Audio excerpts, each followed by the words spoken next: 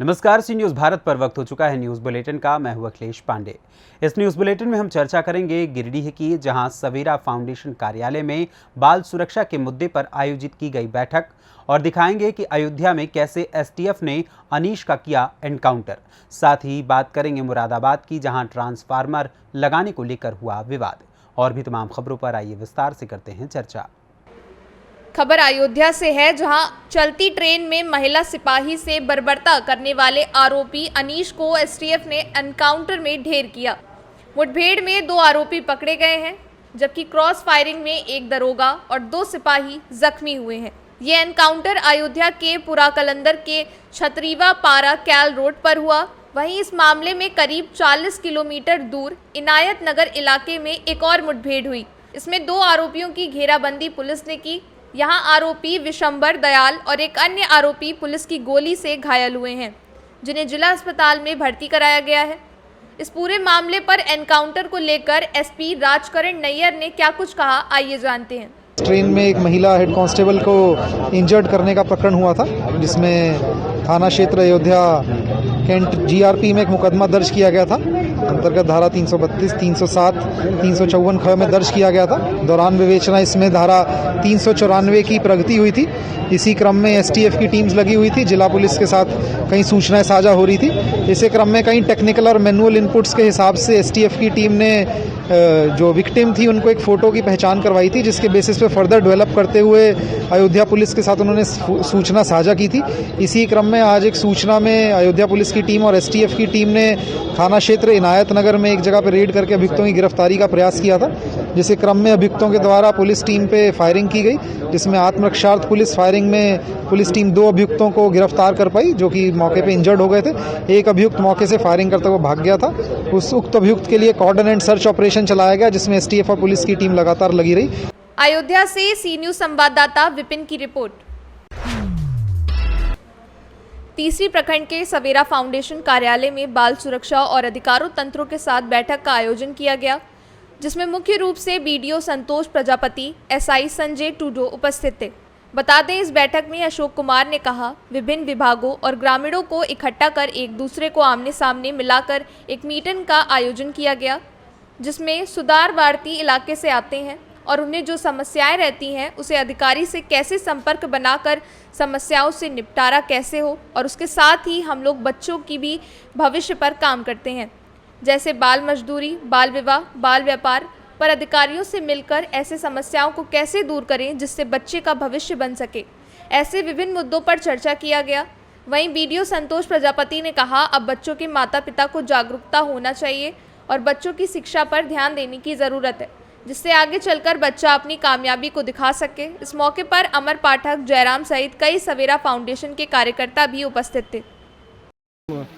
रखा गया है सवेरा फाउंडेशन के माध्यम से कि विभिन्न विभागों को एकत्रित कर और गांव के लोगों को एकत्रित कर दोनों को इंटरफेस मीटिंग का एक आयोजन किया गया है, जिसमें जो गांव के जो लोग हैं, अंतिम पायदान पर जो लोग हैं बसे हुए हैं, रह रहे हैं, तो उनकी जो समस्याएं हैं, उन समस्याओं को लेकर के कैसे हम फेस टू फेस विभाग के साथ संपर्क बना दें, ताकि उनका जो समस्याएं हैं वो दूर करने का एक प्रयास हो।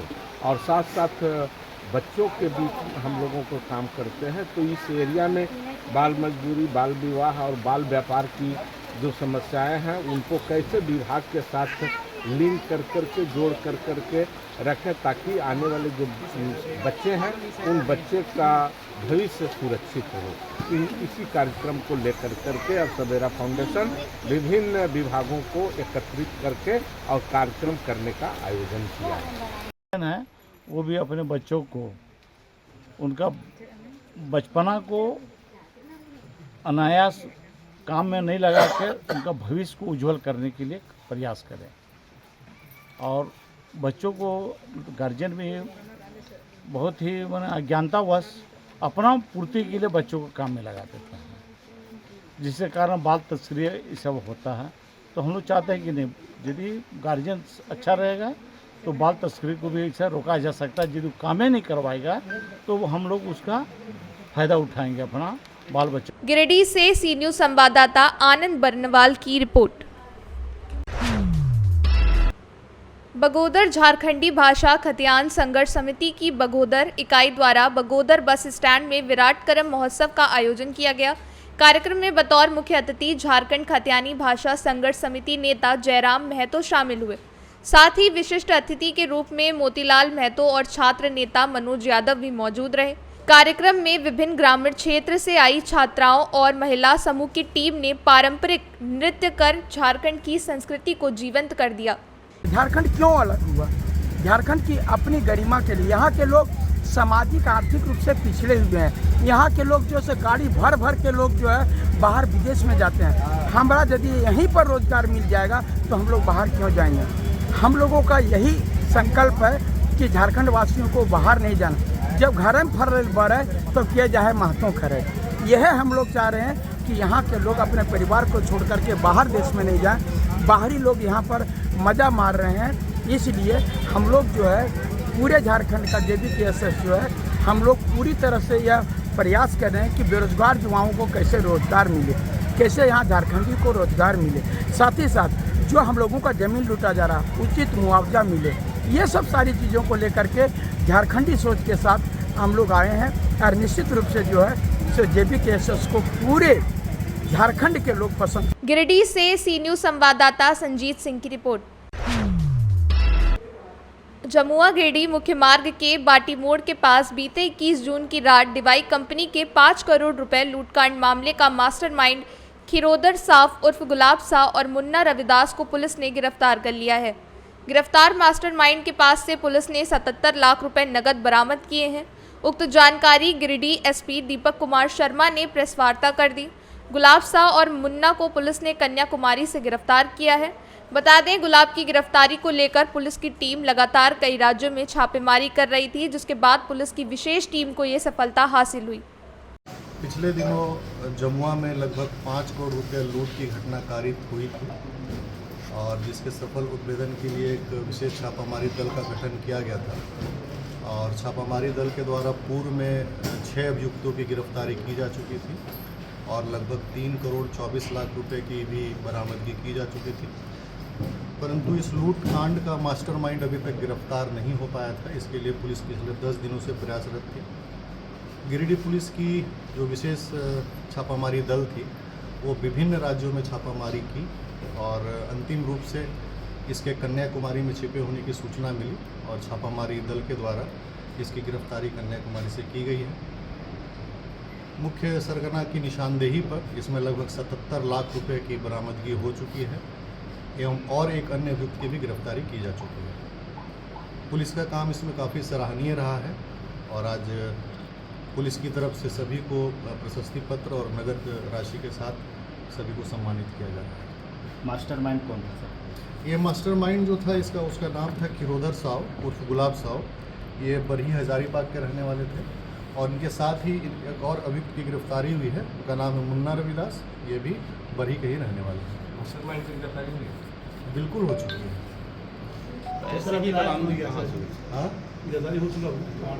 अभियुक्त चूँकि अभी कुछ ऐसे नॉर्म्स हैं सुप्रीम कोर्ट के, इसलिए अभियुक्त की पेशी मतलब वो जो है नहीं की जा सकती है। तो उस रूल्स रेगुलेशंस को ध्यान में रखते हुए उसको न्यायिक हिरासत में भेजने की प्रक्रिया अपनाई जा रही है।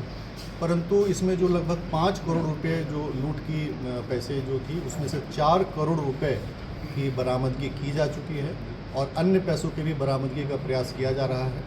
और गिरिडीह पुलिस की टीम इसमें लगभग 15 दिनों से लगी हुई थी और विभिन्न राज्यों में काफ़ी छापेमारी की गई और अभियुक्त काफ़ी पुलिस को कई बार चकमा देने में भी सफल रहा था। परंतु पुलिस की सक्रियता की वजह से, पुलिस की संवेदनशीलता की वजह से अभियुक्त की गिरफ्तारी की गई और पैसों की बरामदगी की जा चुकी है। गिरिडीह से सी न्यूज़ संवाददाता संजीत सिंह की रिपोर्ट। मुरादाबाद थाना सिविल लाइन क्षेत्र गुलाब बाग में बिजली का नया ट्रांसफार्मर लगाने को लेकर भारी विवाद हुआ। बताया जा रहा है जबकि 50 मीटर की दूरी पर एक ट्रांसफार्मर और लगा हुआ था, उसके बावजूद भी नया ट्रांसफार्मर लगाया गया। जबकि नए ट्रांसफार्मर लगाने पर काफ़ी विवाद चल रहा है, जिसको लेकर पीड़ित ने विवाद को रोकने के उद्देश्य से कोर्ट द्वारा स्टे ले रखा है। जिसके बाद भी विवाद थमने का नाम नहीं ले रहा है और क्षेत्र जेई ने जबरन ट्रांसफार्मर लगाकर विवाद को बढ़ाने का कार्य कर प्राइवेट कॉलोनी पर ट्रांसफार्मर लगा दिया।